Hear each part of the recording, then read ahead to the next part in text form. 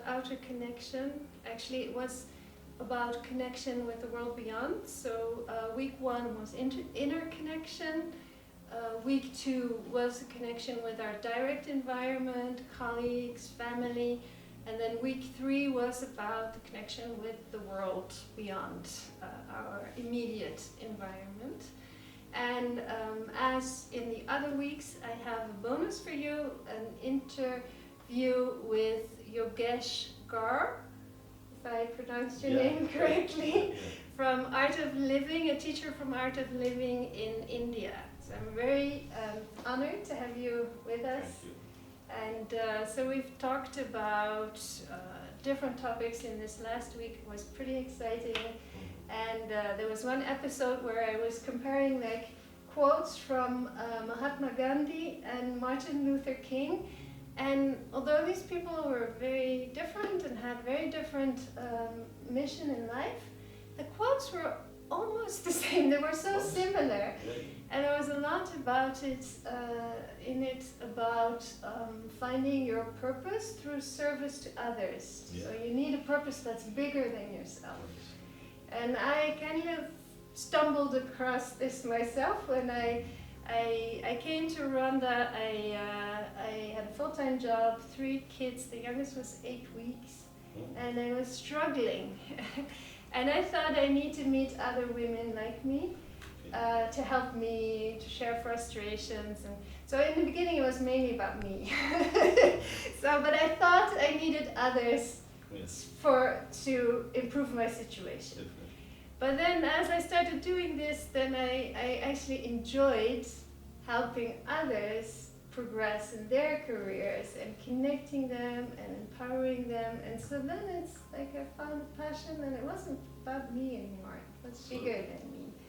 So can you tell about service to others? And I know Art of Living is doing a lot of service.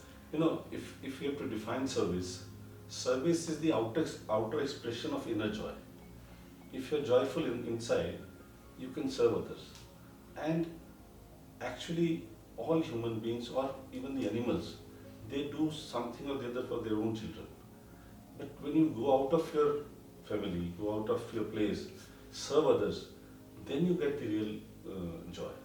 And that nature has a law. When you are in a giving mode, you get abundance. But when you're in wanting mode, you get misery. Yeah. And I think a lot of people are, you probably remember The Secret.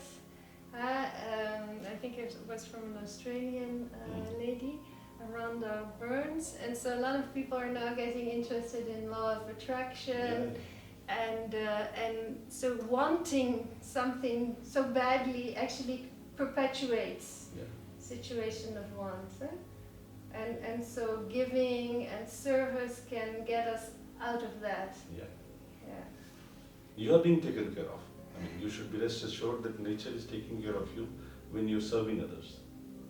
Yeah, that's powerful, because I think especially when we're younger and when we're entering the workforce, we're very scared and we're trying to get something immediately, and we may be kind of in a demanding and kind of mode whereby we don't realize we also have something to give. Maybe not money, but it could be time, it could be sharing your resources. Yeah. So actually children by nature are, you have seen, like, they are more service oriented.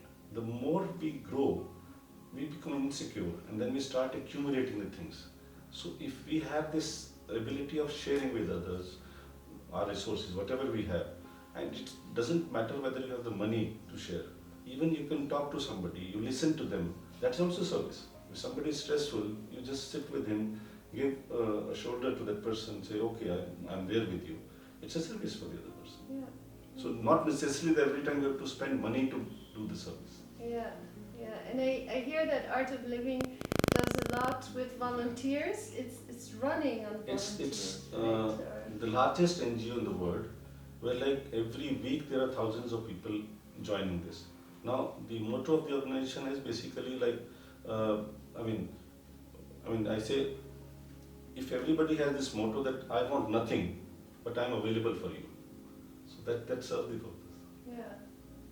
I want nothing, but I'm available to you.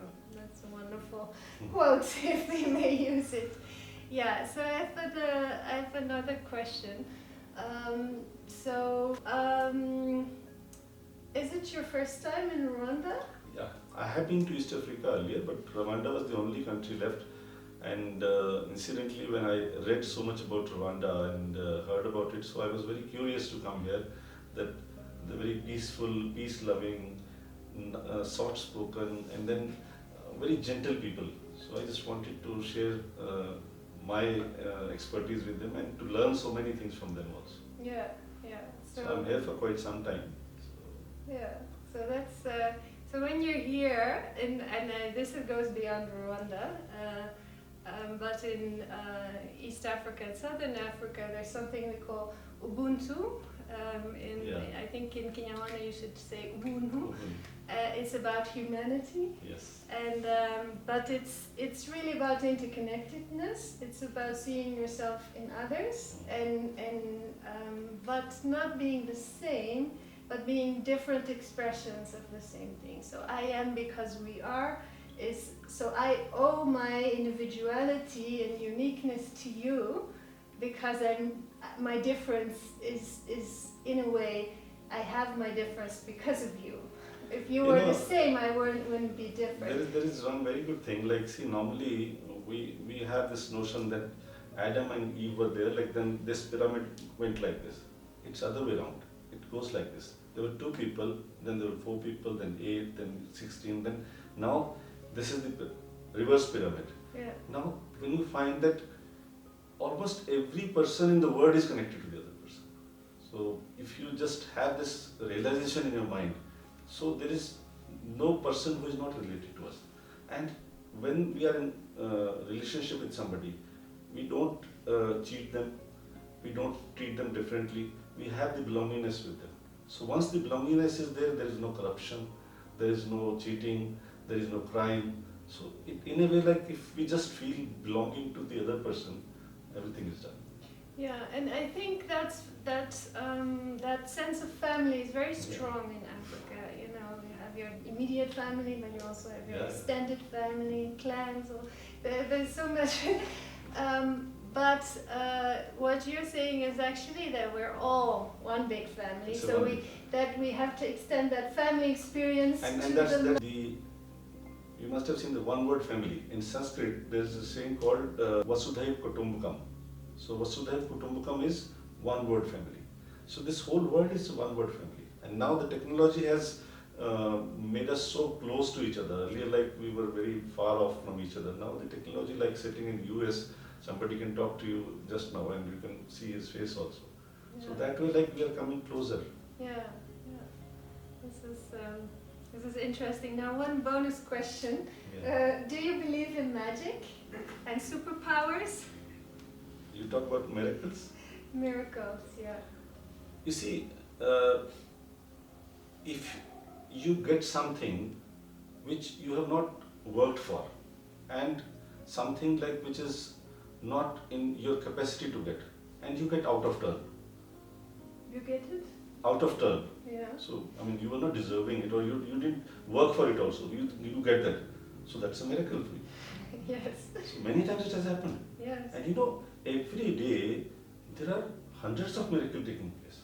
But we don't see them because we are so stressed up from inside.